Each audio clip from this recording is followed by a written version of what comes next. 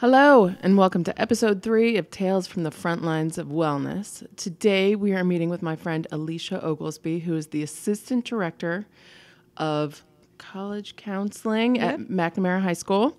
And I've known her for a good long while, and she was the counselor at KIPP DC before this, but I know her from Emerson Prep, and if you know, you know. Today, we're going to talk about supporting diversity in schools, which, if you know anything about me, you know that I am really interested in and dedicated to making a level playing field for all students. And since I teach yoga within the restorative justice, loosely, context, so instead of traditional discipline, we do yoga and mindfulness. And so just giving kids tools. And so I thought Alicia would be the perfect guest to talk about the larger context of diversity and a direction we should be going in to be supportive. So welcome. Thank you, Dana. Thanks for having me. Well, you are such a fun person to talk about complex issues with. Because you really think about them, and in my experience, you're not reactive, you're just engaged, which is really awesome. Yeah. So let's just kick it in. Okay. How did you get into this job? Oh, so let's see. That's really a long story within itself. I think what I typically tell people who ask me about my profession is that it really started in high school. So in high school, I went to a magnet school in Philadelphia, a really large public magnet school, and I wasn't doing very much outside of school. I was doing a lot of homework, taking a lot of tests, trying to do well, keep my grades up, and my mom wanted me to be more involved in the community. And she's a teacher. She is a teacher, yep. And so she got me involved in peer mediation with this organization. It was it might have been a little religious, wasn't too far from my high school. So she got me involved in that, and I loved it. I was trained on peer mediation and how to help friends, how to help other students from other schools, that sort of thing. And so when I got to college, I decided to major in psychology, which is the stereotypical, I want to help people kind of philosophy about what I wanted to do with a career. I didn't really know at the time. But I've always been working with other people to figure things out, help them figure things out. And so when I was at Howard, I did a lot of community involvement with various, nonprofit organizations. And I got into counseling professionally after graduation. So I was working with students. I went back to Philly, working with students throughout the Philadelphia public school system with all sorts of issues, relationship issues, friendship issues, issues with their parents, all sorts of things. Eventually, I got to the point where I felt like I wasn't having enough impact. Mm-hmm. And I knew I didn't want to be a teacher, right? So I saw my mom and how much she worked every day, every night, every weekend during holidays.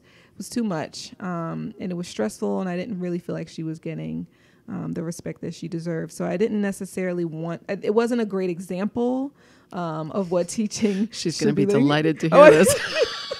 She's going to be like, really, Alicia? That's what you say? But yeah, she was stressed out. Right. She was stressed out.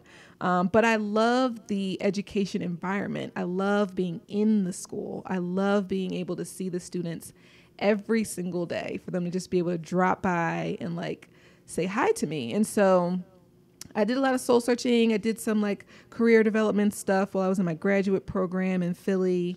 And I stumbled upon school counseling. So the school counseling of today is very different than the school counselor I had when I was at Central, in particular, back in the 90s, and somewhat in middle school too during that time. it was really a place for the students who were in trouble to see the school counselor. If something was wrong, that's when you went to see the guidance counselor. I remember that. Yeah. So I didn't really have a good example of that either.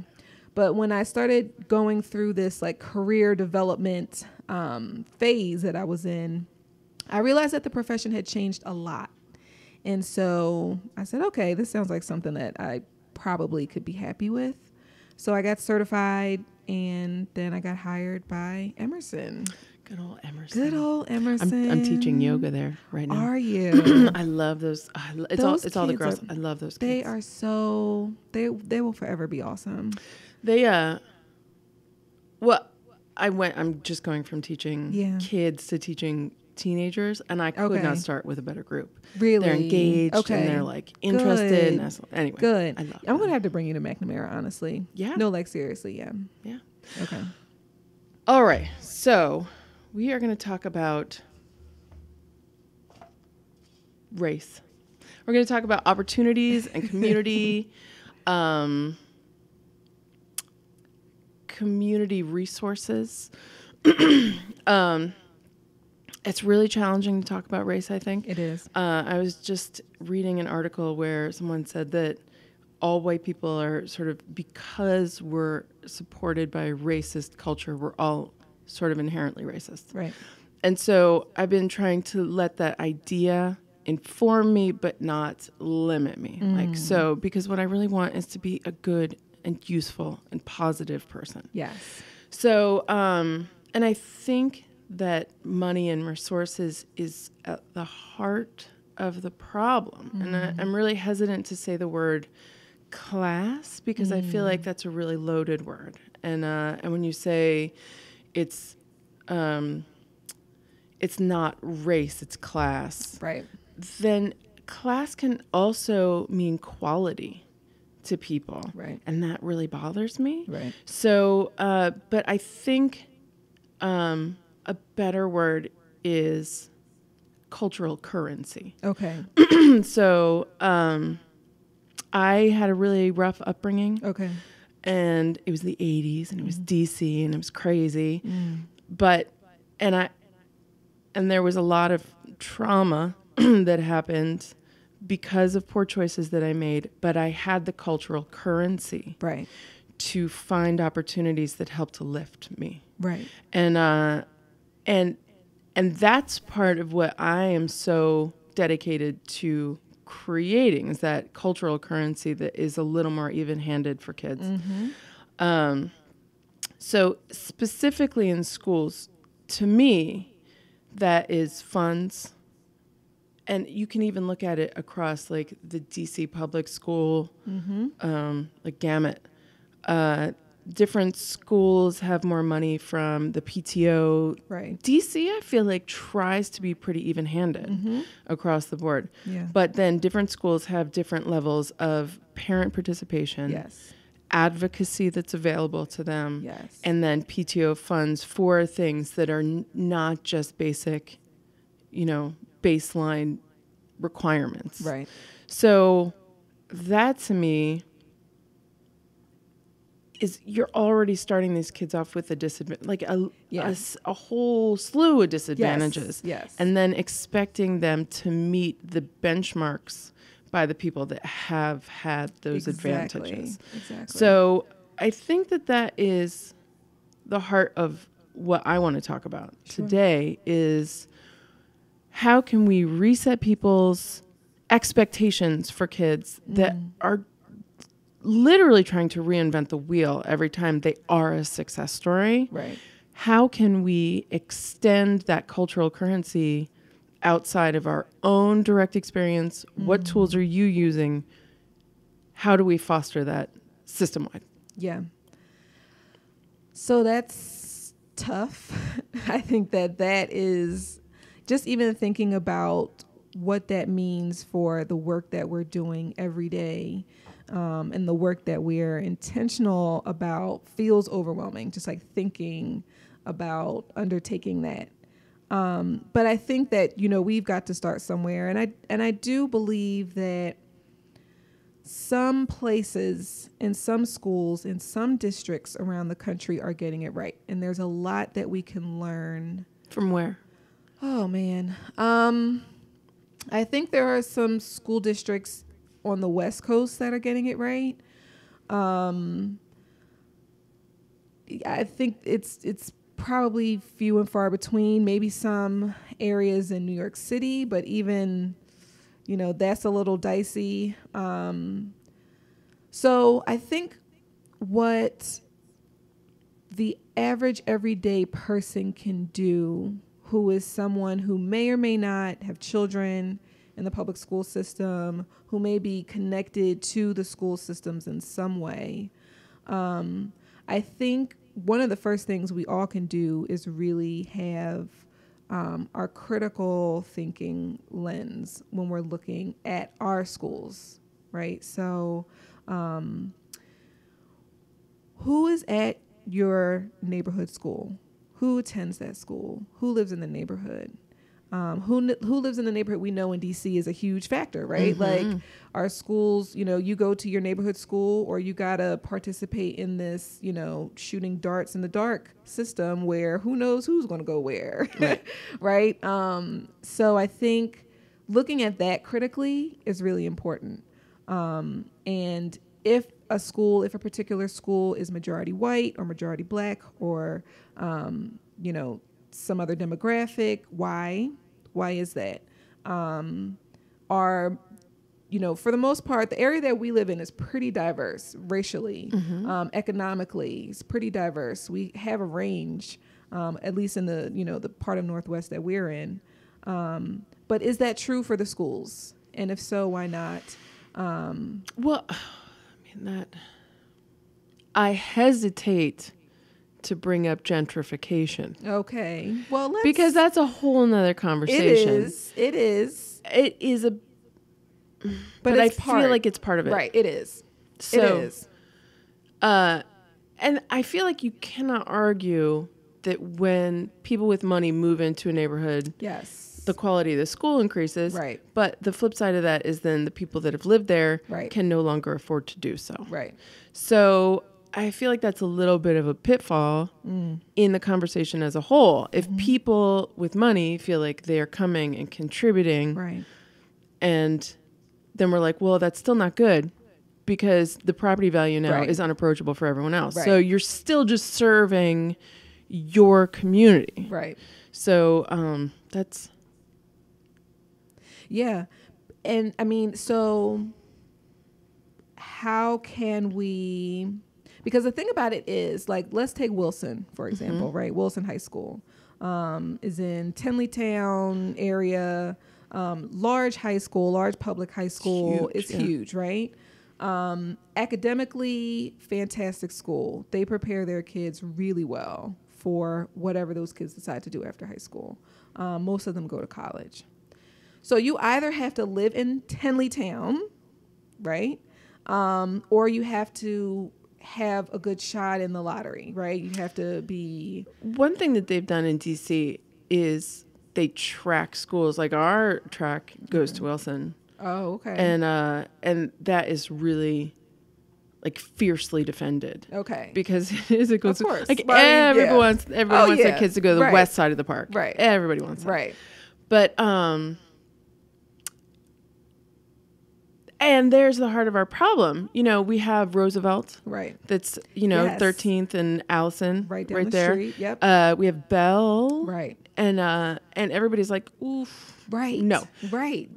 So there it is. Right. What do we do then? Right. How do we improve those schools so people see them on par as Wilson? Right.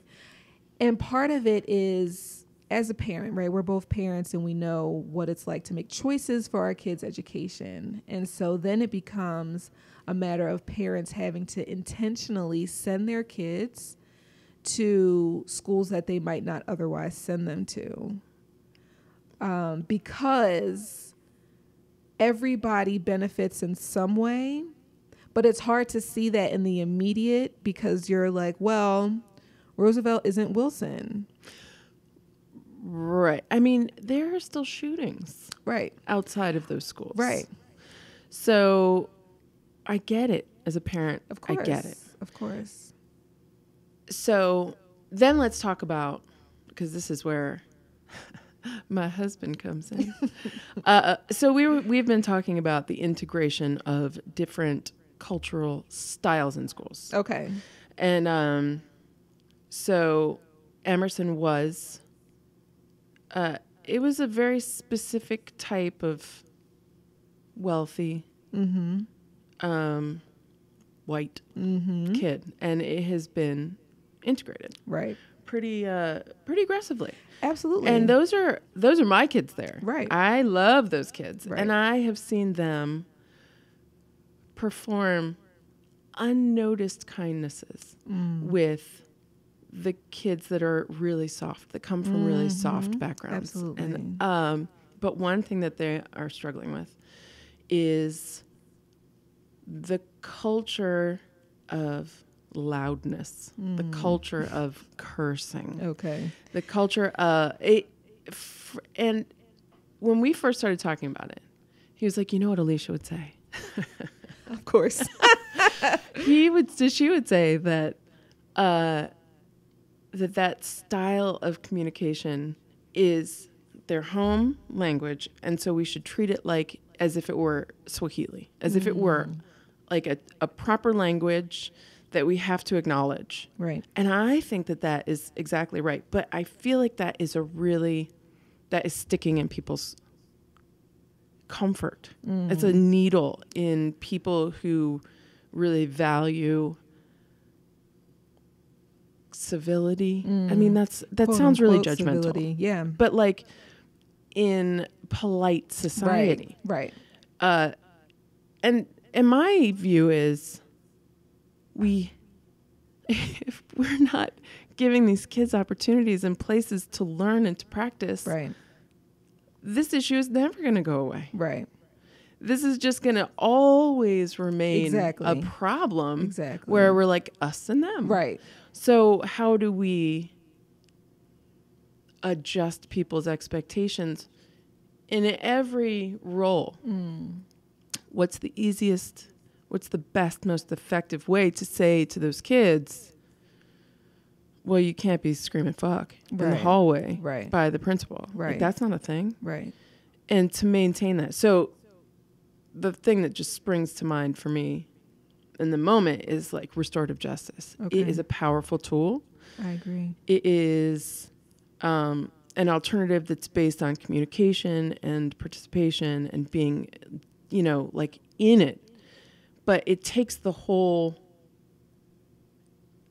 ecology of a school to support it and to make it work. Right. And so I think that's the same thing with supporting diversity, is that people have got to get over saying, my way is where you're coming to. I'm already starting at the correct point. Yeah. So get over here or get the fuck out. Exactly. So what's your take on that? Yeah.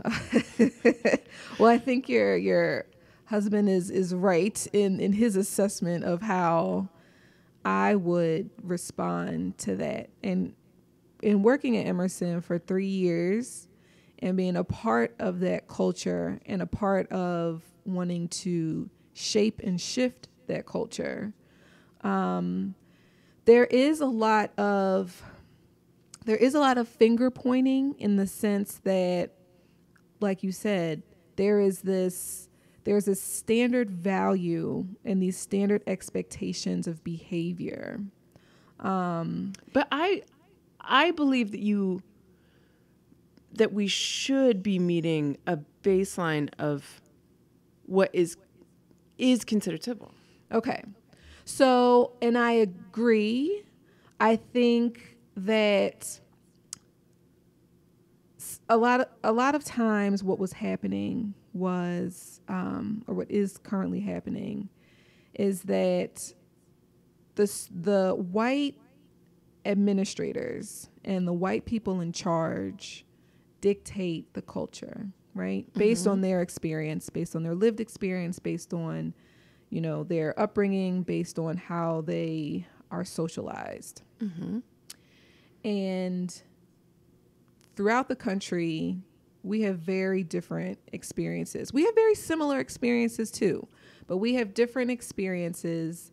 The experience of the black girls from Anacostia are going to be different than the white boys coming from Bethesda, right? And so we hold the standard, which I don't think is appropriate, of the white boys in Bethesda, not recognizing that even some of their behavior is very uncivil.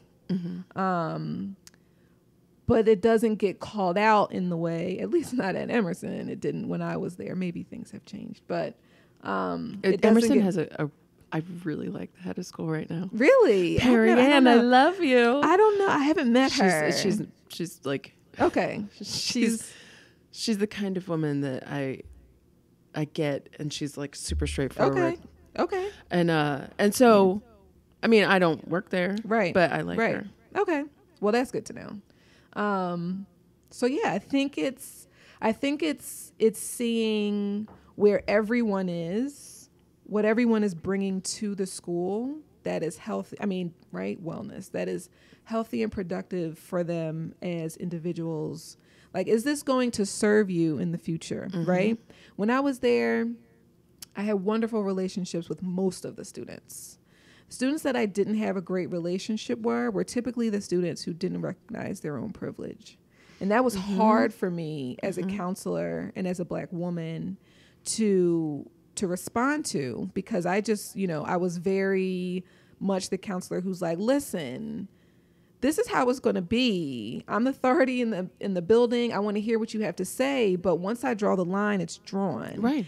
And some kids were not accustomed to that. They were accustomed to drawing the line. Right. Or they were accustomed to, having their way because they had all the resources in order to have their way. Right. And that's a parenting thing too. It is. Like it is. I have some students that you can tell.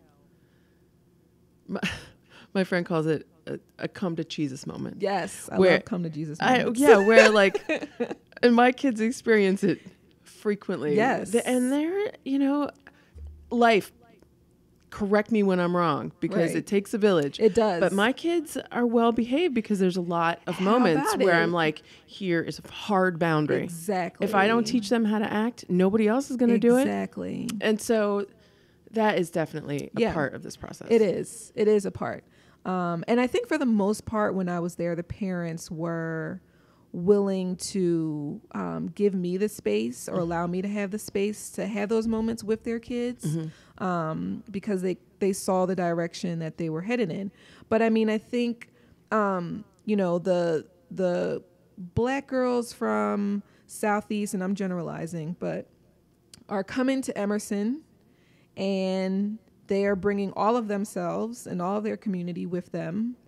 And if you're an administrator who hasn't had that experience, right, it's going to be, what am I supposed to do with this? I don't know. Yeah. I don't know how to respond to this. That is a strong point. I went with my last guest, Queen Afee.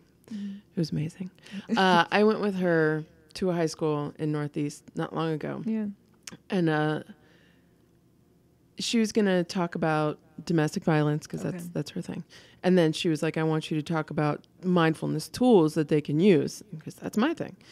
And so we went in, and it was the football team.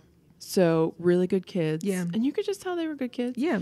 The whole team and one of their teammates had just been shot like 2 days before. So they were all really traumatized. They were really open about it. Okay. They were really like, I'm angry, I'm hurting, which I was surprised that young men were so open about their feelings. Yeah. But for me, so there was this lovely, probably counselor that as we went in, she was like, does anybody need community service hours? Because this counts. Okay. Every person on the football team raised their hand. Yeah. And I found that I was fundamentally shocked. They all needed 100 hours of community service. And I was like, this is foreign to me. Right.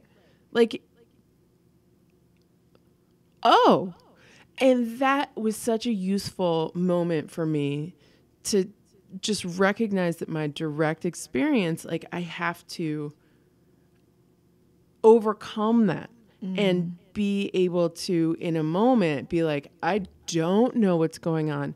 Let me listen. Yes. And that was Yes. that was really useful Yeah. for this conversation. Right. And I think that, I mean, you're bringing up a point that I think is really, really important to make, that in the moment you gave yourself permission to pause and observe and listen and try and understand, where I think too many people, particularly people in positions of authority and people in positions of privilege, jump into the role of, I know what's best. Right. So I'm going to, I don't need to hear all of this. I just need to make sure that I get you to do the things that I know are important for you to do, which is not going to work out well.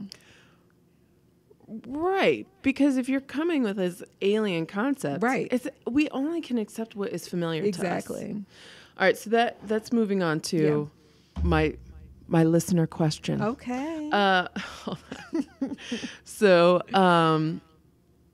my husband, when I was leaving, he was like, what are you going to talk about? And I was like, so I was like, I will bring up the disproportionate level of punishment for boys of color. Oh, yeah. And then he said, well, what about, and I was like, okay, I hear you. I was like, I can't right this second, but please send me an email. Yes. And I will, I'll bring it up so that then we can talk about it. Awesome. So he says that he starts it off. Okay. Code switching. Traditional puritanical white culture has told us we should have a very specific set of behavior parameters to avoid in public. Oh, I think we're jumping back to that last conversation. Yeah. But then I do also want to, it's sort of the same. Okay. Showing due respect to authority figures. There's a certain universal value in having a society where we're expected to show basic respect for those around you, but there's also power in showing you don't really intend to just obey and act the way society expects you to. So that does tie in with what we were just talking about. Direct experience coming from a very different background, Right.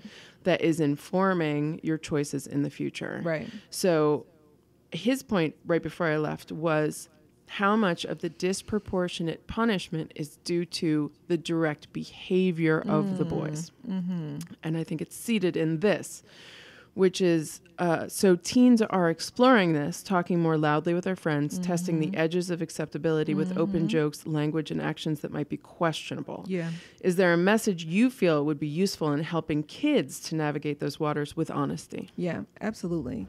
So I'm going to butcher this quote that I saw somewhere on social media, and I thought it was pretty brilliant and succinct.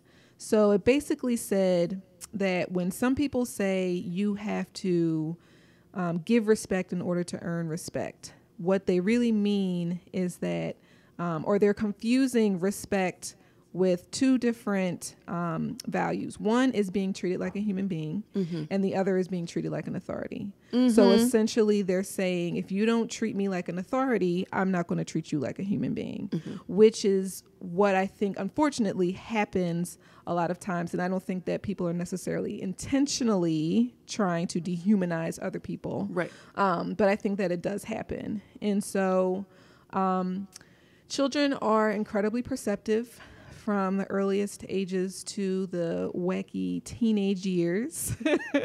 And so, children are receiving all sorts of messages from what happens in school, what doesn't happen in school, what's talked about in school, what is not talked about in school.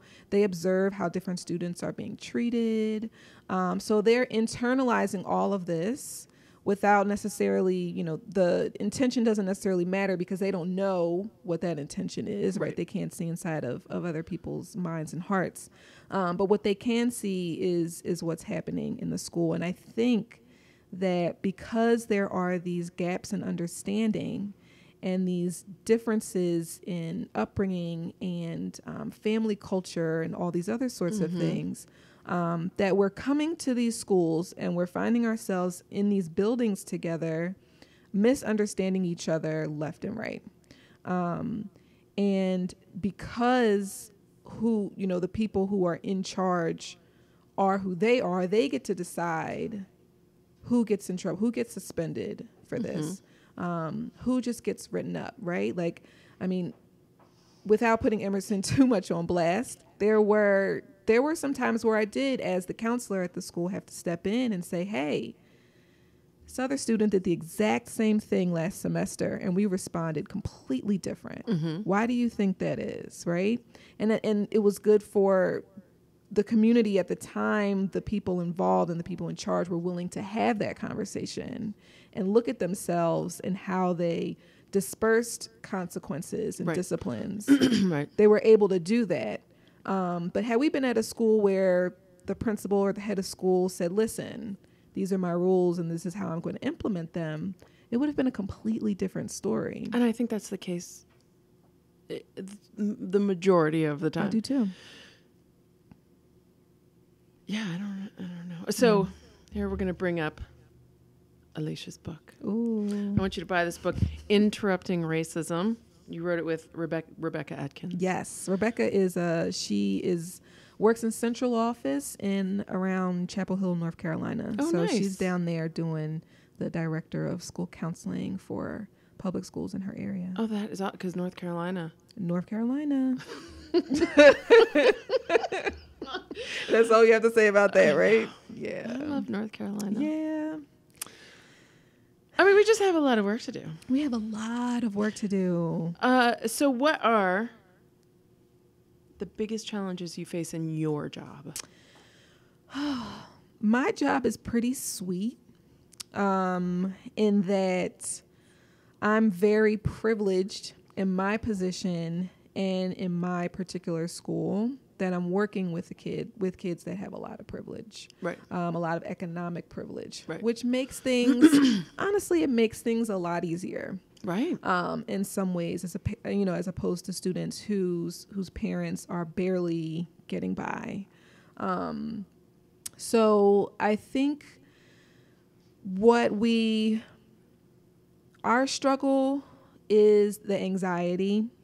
I think because our families are so aware of all the options and the choices, and our students are pretty high achieving. They've got a lot of resources and opportunities, so sometimes they spread themselves too thin, trying to do it all, and then are confused about why they're having panic attacks every other month, right? And so I think that is our struggle at our particular school, is just trying to make sure that students are taking care of themselves through this process. Most of the students I work with are seniors. Nice. So they're preparing their college applications. They're preparing to graduate. They're looking forward to prom. So I think the mental health aspect of it is what we're really trying to make sure we're intentional about. Midterms are coming up, so kids are stressed. Right. They're stressed. They've got basketball tournaments and community service hours, visiting families asking, where are you going to school next year, right? So it's all of these types of things that are adding stress to these students' lives. And they're developing into who they're going to be. Yes. And then having to interact with each other in that context, which is, excuse me, hard. Because it feels like that's who you're permanently expected to be. And, poor things. I don't know. Like, you just, you end up just so different than what you think you're going to be. But it's hard to tell them that that's what happens, right? It's like, I'm pretty different than I was, my freshman year. As an aside, I'm Facebook friends with a fair number of people from high school. Okay. And I'm pleased to find that they ended up not being like horrible. But that was the thing. In my high school, there were like serious race problems in my high school. Okay. And my particular pot smoking, God, should I not say that? No, group I think it's in okay. high school. Yeah, it was a long time ago. Was really diverse. Okay. And so I think you can sort of see the seeds of like the people that are going to go on to do really interesting things or really flexible growth things, and then people that just take that path. Right. So were you surprised? No, I mean, I would say my whole friend group from the day they've gone on to do. I dropped out of high school. Yeah. So, for the record. Right. I don't know why I'm coughing so bad. I'm back. Okay. But yeah, we were like the Breakfast Club kind of. Okay. Like the detention kids. Yeah. I'm sure not all of them went to detention, you guys. But but like the ones that were like, oh, okay. Right. Maybe I should stop talking. Let someone else talk. Anyway, enough about me and the high school I dropped out of.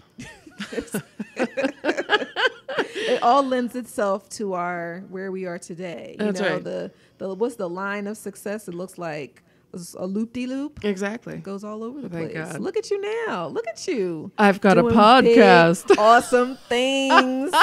Dana. That's awesome. Right. That's right. Yes. I mean, that just goes back to yoga. Like we set our own footsteps forward. Yeah. All right, let's talk about some tools. That's one of the things about this podcast. Okay. The heart of it is trying to get resources for people.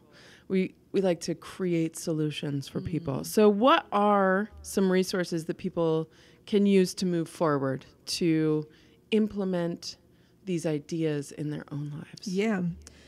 DC prides itself on being an incredibly liberal area, which I have mixed thoughts about that. But I think because so many people in the district are really involved and committed to issues, whatever those issues are, there are so many ways that people can get in touch with or find a community that is going to help educate them, that is going to get them involved in any way that they want to be. So one of the things that I often see is just really on social media. So Facebook or like Eventbrite invitations to community gatherings. I mean, they're happening all the time in the district. Mm-hmm. There's a huge Black Lives Matter, like a chapter, I guess you could call it, in DC, that if you just type that in to Google and search it for DC, all of their events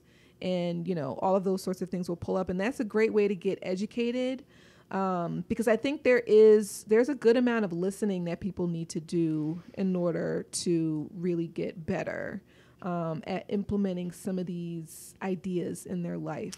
And I think that once you start to, I think even just recognizing that the system is skewed to benefit. And I have lively discussions with people in my own family and my own life that they feel like affirmative action isn't beneficial. Right. And I think that just the process of listening and accepting other outlooks and seeing, I don't understand how people are like, white privilege doesn't exist. Right. Because that to me is a confounding thing to say. Right. And just listening to people when they're like, but it's challenging. I had an argument with someone in my family that ultimately I don't talk to anymore because he feels so strongly that white privilege doesn't exist, that he's willing to not have a relationship with me, to not talk about it. Wow. And I don't think there's a lot we can do with people that are in that position. I agree. But for everyone else, you guys, find a person to listen to and listen to. Yes, find a person to listen to who knows what they're talking about. Right. Like there are people out here who want to have these conversations and want to get involved. So, like for example, there was protests are like brunch in DC. So it's like every Sunday, right, there's a protest of something happening. And so we went, I took the kids to the protest over the summer for... Was it those white power people? It wasn't that one. It was for the border. We went to that one. The detention centers. And so bring families together. Mm-hmm. Tons and tons and tons of people out there, right? There's materials being handed out. There are people to make connections with. I mean, this is what happens in DC. So there's no reason why people can't continue to move in this direction if that's the direction that they are really committed into going in, right? Like I can drive through Mount Pleasant and Columbia Heights and Friendship Heights, and I can see the Black Lives Matter signs, the Bring Families Together signs, the, all people are welcome here signs, right? But we've got to do more. Well, that is the interesting thing, just to go in that direction. Yeah. What I think you're a little bit implying, 53% of white women voted for Trump. How about it? And so it's one thing to say I am an ally to diversity and not do anything. Right. Yeah. So, one thing, Mount Pleasant is really diverse. It is. I feel like the conversation is very open there. Yeah. But I would counsel my ladies, like, it benefits our own children. Right. To embrace this inevitable transition. Yes. It's not going to happen. It's going to happen. Right. It's going to happen. So let's have a say. Let's have a seat at the table. Right. And say, I have these fears. Right. I don't want to do it wrong, so I'm not going to try at all. Right. That is it's hard because sometimes I'll say a thing, I'll be like, oh, I think that was racist. Mm-hmm. And fortunately for me, I get the benefit of a doubt because, 99% of the time I'm trying to say, I don't know, I'm trying to learn. Right. But it's hard to walk back being racist. Yes. And to say, I think I was wrong. Yes. So it is. But I think it's a discomfort that has to be, it's kind of like, oh, that really was uncomfortable. I feel uncomfortable. Like I want to crawl into a hole, but I can't. Right. I have to learn from this and just keep moving forward. And I feel like people of color just want to see that people are trying. Yeah. And, I love The Root. Yeah. The Root is fun. It is. They've run out of patience for white people. Yes, it's written for Black people and by Black people. And so sometimes I'm like, I'm just popping in, you guys. And they're like, we're sick of you white people. Yes. And it's because we haven't been trustworthy. Right. And we haven't shown good faith. Right. And just saying that you want to doesn't mean doing it. It's like saying you want to go to yoga class. Right. And then not going. Yeah. You don't still get credit for it. Right. So and even through that, like, even though we feel that way, and people of color feel that way, we still want y'all to do the work. You know what I mean? Right. Even when we're like, I can't, I'm not willing to like participate or, have this conversation right now or teach or any of those things, we still see you and that you're trying to do the work. Right. And that is a really interesting thing that I think that people that are starting the work want. Is they want to be handheld. Yeah. Oh, yeah. And they want a cookie and they want a They want to be like one-on-one educated. Right. Yes. And that like no person has time for that. We got to make dinner. We got to go to the grocery store. We got to get to yoga class. Yes. Trader Joe's closes at 8. Right. Like I got to get there. Right. Like I don't owe it to you. You gotta like look for resources, and the resources are out there. They are, and the education is out there, and the inspirational speeches are there. Yes, and so that is my advice for my other white friends. Yeah, that have those lovely signs. All are welcome here. Yes, the signs are nice.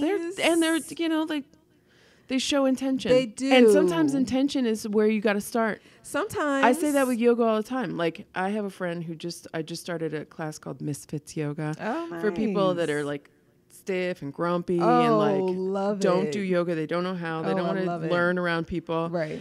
And the person that is helping me to start it, we've been talking about yoga, doing a yoga class for 3 years, 4 years. Okay.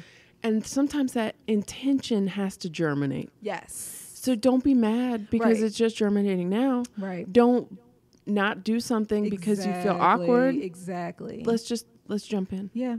Jump in. All right. Well, let me see. I'm going to wrap it up because I feel like we've hit all the high points, and I'm going to end this podcast the way I end them all, which is how I end all of my yoga classes, which I say the definition of namaste is that the energy that makes me a living being and not a corpse animates both of us. So when you say namaste, you're just saying, I see that we're the same. I see you.